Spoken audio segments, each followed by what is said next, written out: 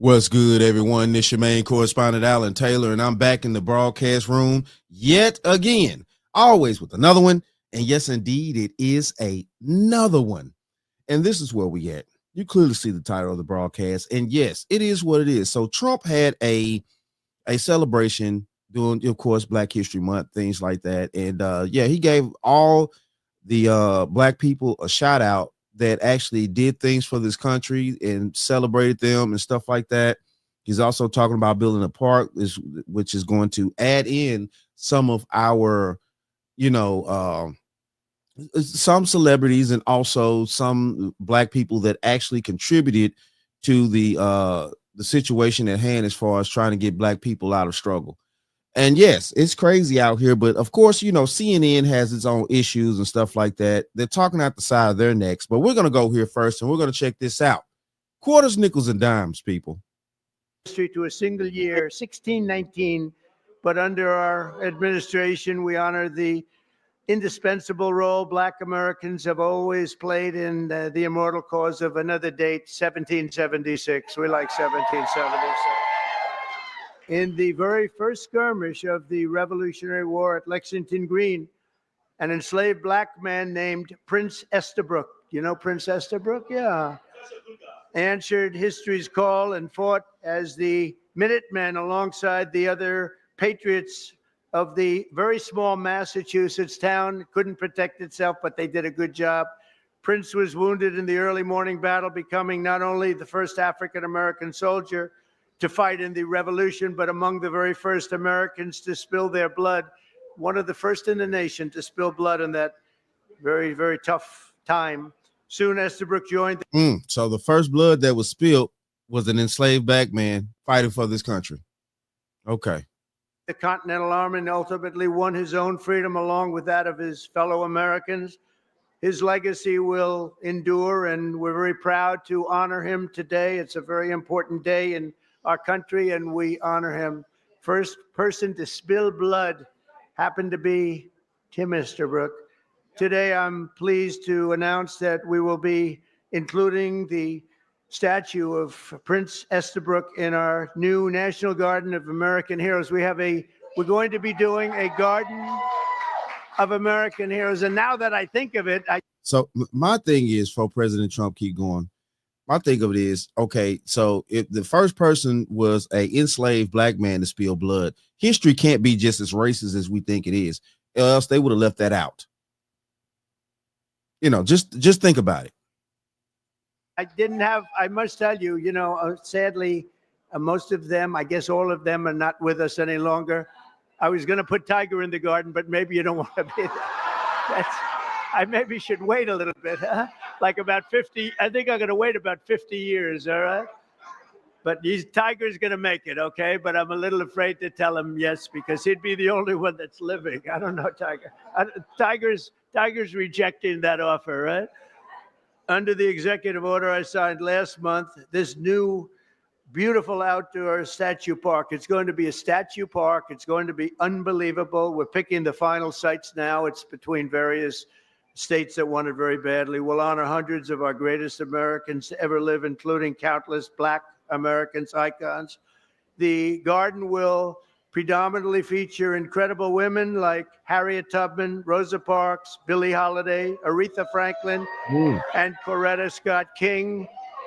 And I will showcase it will be something very extraordinary. It's going to be we're going to produce some of the most beautiful works of art in the form of a statue from men like Frederick Douglass, Booker T. Washington, Jackie Robinson, what a great athlete that was, Martin Luther King Jr., Muhammad Ali, he's not a bad athlete. What do you think, Muhammad?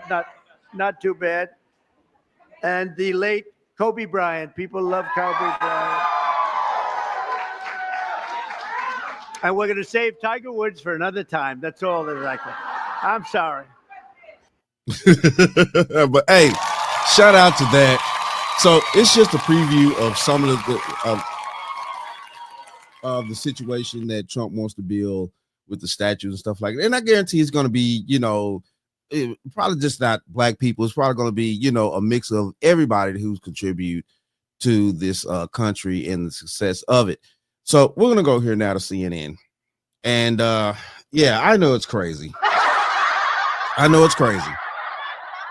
So we're going to listen to see what's going on over here at CNN. And Ms. Hill has something to say, and amongst others. So let's go here now. Quarters, nickels, and dimes, people. He also mentioned at the same time that there were going to be statues of Kobe Bryant and Muhammad Ali. So it just seems a little hypocritical that you would be doing everything in your power to sort of outlaw the teachings of what, say, a Muhammad Ali stood for. Like, are you going to tell people that he stood against war, that he stood against these very progressive civil rights issues? That doesn't seem to be the part of it. And what I noticed there from that clip is that he had to read letter by letter about what these people, what these great Americans have done in terms of progress for our country. Okay, before she goes on, yes, and I'm cutting it. Before she goes on and basically, makes herself look stupid out here. This man has so much going on. Listen, look, a lot of people that throughout the whole election, while they was having speeches on those stages and stuff like that, they read off teleprompters. Yes, he has to read off something in order to keep up with all the information that he's gathering every day, all day. And it's just how it is. I can't stand these people that want to try to nitpick and things like that, and knowing that that's how it goes. When you're giving a speech, everybody writes their speech down, and they talk about what they need to talk about while reading their speech. That's how speeches work. And it makes no sense. But the thing of this is she's basically putting things down that Trump just said. And it's crazy.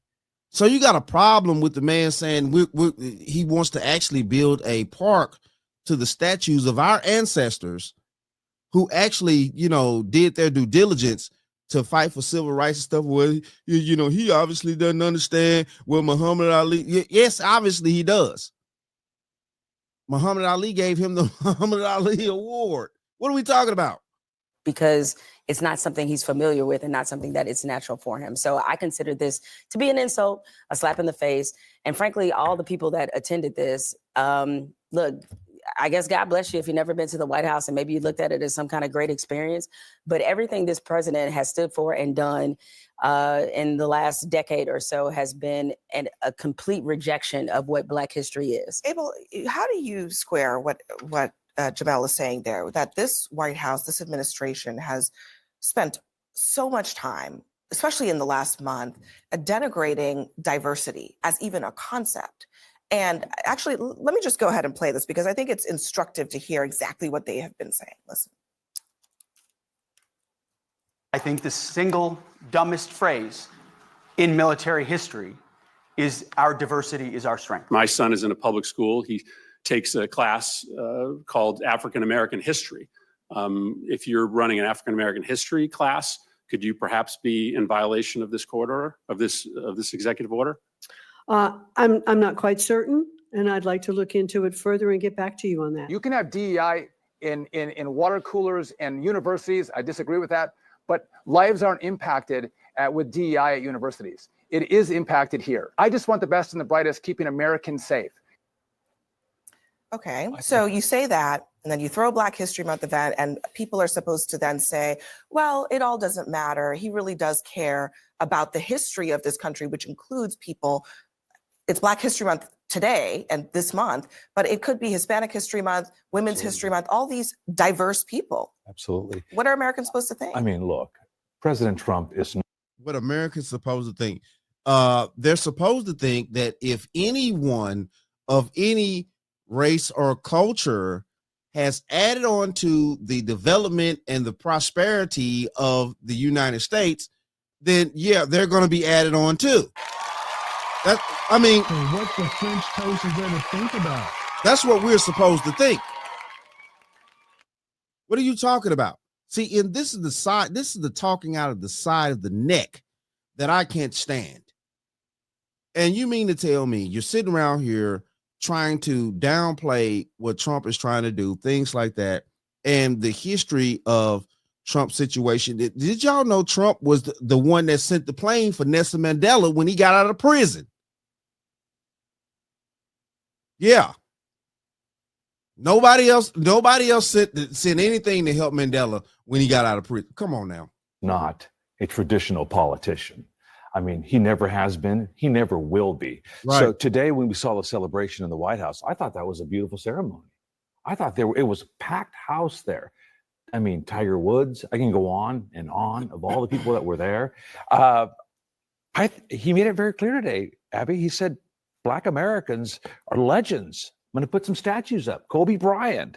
But he's governing in exactly the opposite way. I think what he's trying to do is, on one end, he knows he's got a huge deficit. He's trying to make cuts and move the business, this big government forward. I'm not talking about the cuts. I'm talking about the denigration of people based on this idea of DEI. They tried to blame a plane crash on diversity. Yeah, I don't actually agree with that, to be very sincere with you. I think he looks at DEI more of a, let's put that aside and let's do everything on merit. He's made it very clear. He's talked about merit all along. So I really think, Abby, that what happened today was a beautiful thing. So I don't. I think he's trying to gaslight us. I mean, come on, man. You have got to be kidding. So if he didn't have it today, you would be back. He's trying to gaslight us. First, he said he doesn't want anybody in government to celebrate Black History Month, and then he says, "Okay, I'm going to put on an event about Black History Month, and I'm going to be the speaker." Okay, so let's bring this to the table. You know, Mr. Clean out here. Let's bring this to the table.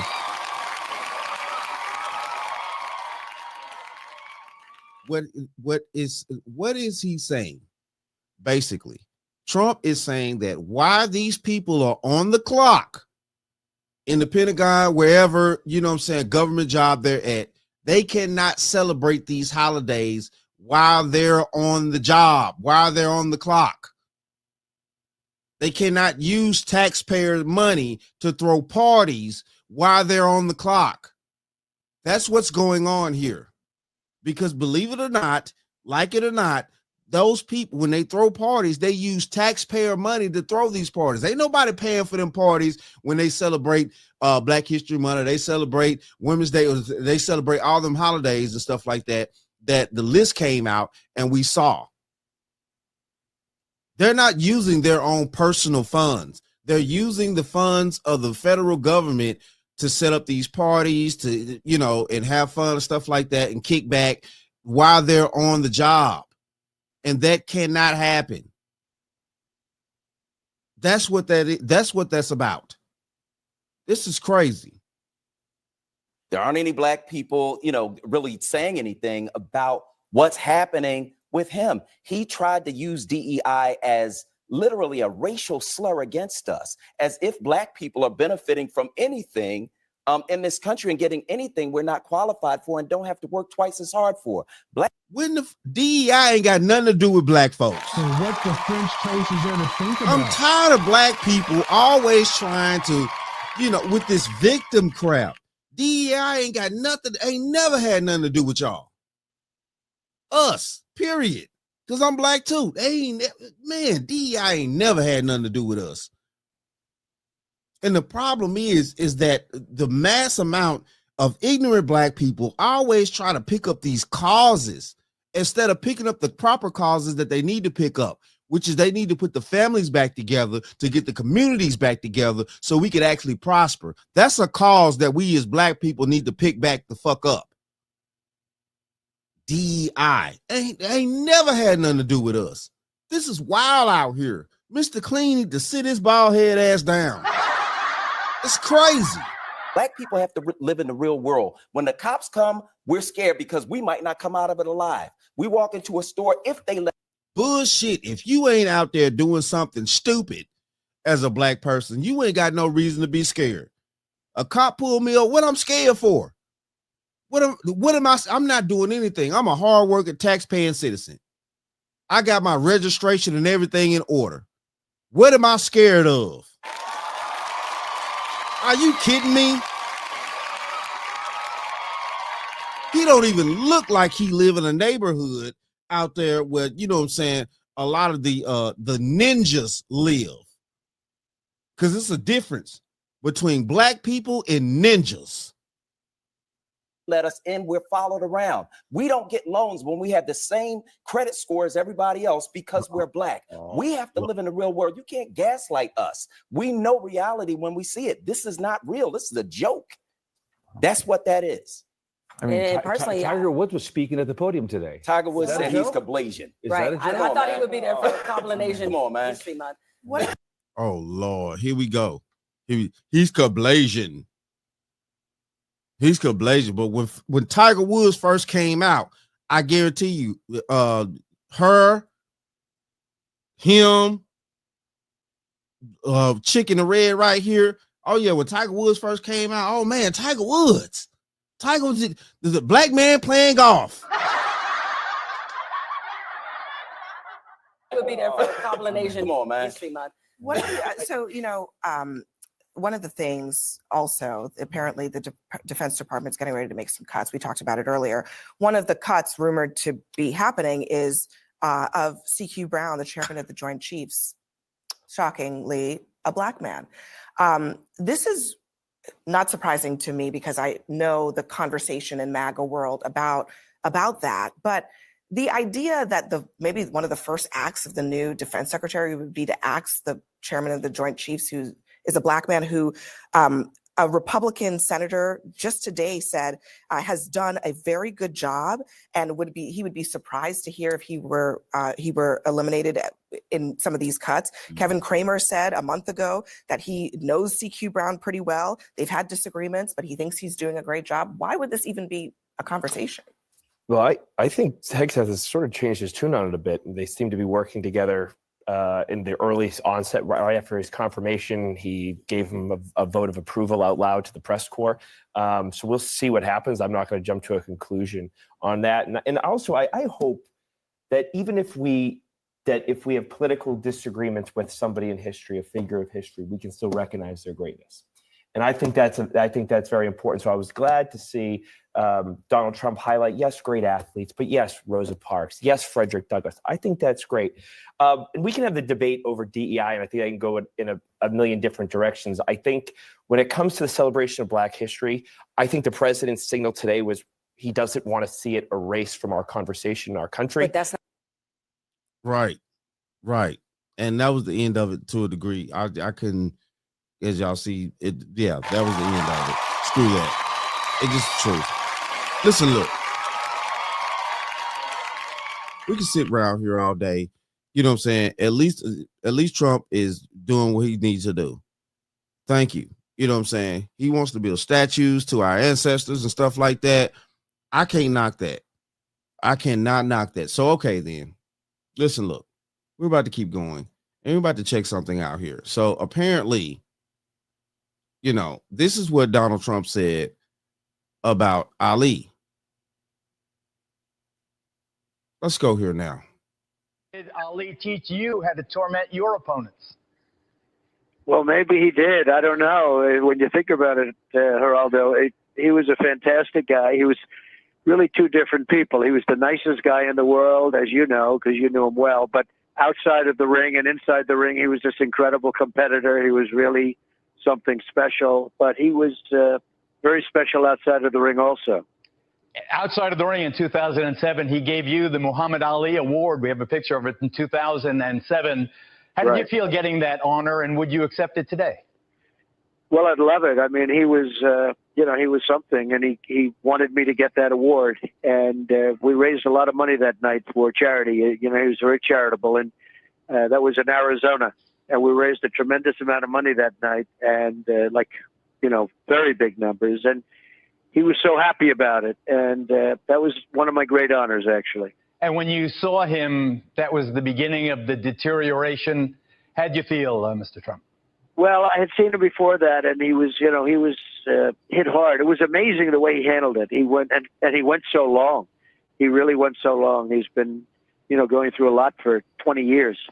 But it was tough to see him because I knew him the other way also. I knew him when he was, fighting, and he was very special. I've always said he might have been the most beautiful athlete I've ever seen in terms of the beauty of an athlete.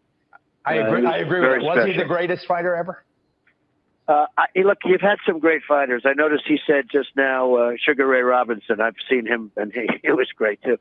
There's some great fighters, but I think when you add the package up, there was nobody close. You know, if you add everything in terms of the poetry and what he did outside of the ring and inside of the ring, then I would have to say there was nobody close. As far as fighting is concerned, he was certainly right up there. There's no question about it. Right. Yeah. Listen, look. So, you know, apparently, you know, Trump is, you know, such a racist and things like that, you know, and Muhammad Ali gave the Muhammad Ali Award to a racist out here. I mean, you know, and, you know, they're sitting there on CNN. Oh, he's tearing down, you know, what these people stood for. No, he's not. He's actually putting things back in place that these people stood for. Yes, Muhammad Ali was against war. Trump is trying to get rid of the war right now. We have to actually put our thought process together here. We can't sit out here and be stupid. It's no way that these people, you know, decades ago, with, you know, friends with Trump. Geraldo was friends with Trump. We even saw Geraldo turn his back on Trump with this election. We have to have long memories. All of a sudden, well, you know, all of a sudden nowadays, these people are hating Trump so badly. But now that shit has hit the fan, we see why they're hating Trump, because Trump is getting in there and he's exposing a lot of corruption. Everybody getting paid except for the American people. So what the French toast is there to think about? Right. But it is what it is, though. Shout out to all my subscribers. Mad love to y'all. If you're new to the channel, please hit that like, share, subscribe button. Make sure you ring that bell to be notified whenever I decide to post things. And like I always say, and that, my friends, is the bottom line. That, my friends, is the bottom line.